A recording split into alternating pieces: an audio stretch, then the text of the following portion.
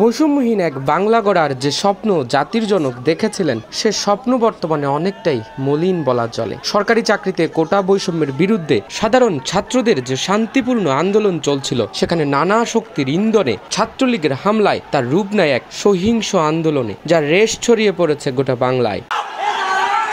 সাধারণ শিক্ষার্থীদের এই আন্দোলনে সমর্থন জানিয়েছে আবাল, বৃদ্ধ, বনিতা হতে শুরু করে সকল শ্রেণী পেশার মানুষ। ইনফ্লুয়েন্সার থেকে শোবিজ তারকা, কবি, গায়ক সকলেই সামাজিক যোগাযোগ মাধ্যমগুলোতে জানাচ্ছেন নিজেদের অভিব্যক্তি। এই তালিকা থেকে বাদ যাননি জাতীয় দলের ক্রিকেটাররাও।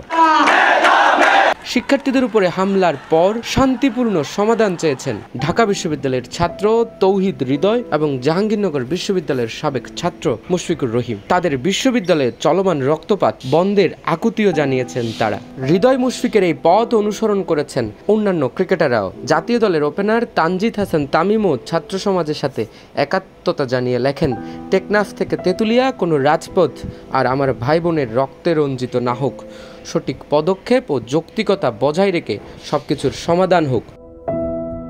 জাতীয় দলের আরেক ওপেনার নাইম শেখ লিখেছেন, ৫৬,০০০ বর্গমাইলের লাল সবুজের পতাকা আমার ভাই বোনদের রক্তে আর রক্তিম না হোক, যৌক্তিক সমাধানের মাধ্যমে চলমান সংকট নিরসন হোক, তারুণ্য তার প্রাণ ও উদ্যম ফিরে পাক। আফিফ লিখেছেন, দেশটা আমাদের সবার, আমরা শান্তিতে বিশ্বাসী, অশান্তিতে নয়। আমার কোনো ভাই বোনের রক্ত আর না ঝরুক, যৌক্তিকভাবে চলমান সংকট নিরসন হোক, চলমান পরিস্থিতিতে দ্রুতই শান্তি ফিরে আসুক। এছাড়া ছাত্র আন্দোলনের সাথে একাত্মতা প্রকাশ করেছেন পদকজয়ী আর্চার রোমান সানা, সাবেক স্পিনার ইলিয়াস সানি, অনূর্ধ্ব যুব বিশ্বকাপ জয়ী দলের অধিনায়ক আকবর আলীও।